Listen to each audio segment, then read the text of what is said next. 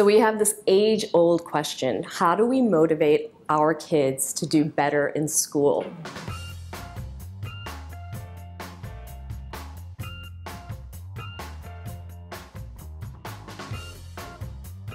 Find their flow. Okay, so what do I mean by this? We need to help kids find their flow. When our skill set exceeds the challenge that a kid's undertaking, so what they're doing is too easy for them, they're bored. When our skill set is maybe not up to the challenge, we get anxious. Kids get anxious, right? But there's this sweet spot in between, this magical place called flow. It's a state of consciousness that a lot of athletes talk about. They talk about being in the zone. A lot of musicians talk about. And what happens when you're in the zone is time sort of falls away.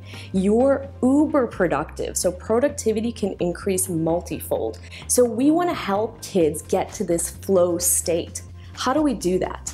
The first thing you want to do is be a flow detective. Think about when your kid is absolutely engaged in something. So what character strengths are they using when they're in flow? Once you know their character strengths, that helps you figure out how to cultivate an environment for their schoolwork to use their character strengths. So character strengths energize us and they facilitate flow. They're a trigger to put you into flow. So let's say you figure out, my kid's super creative. Well, how can you make their homework assignments a little more creative? Maybe your child's greatest strength is curiosity.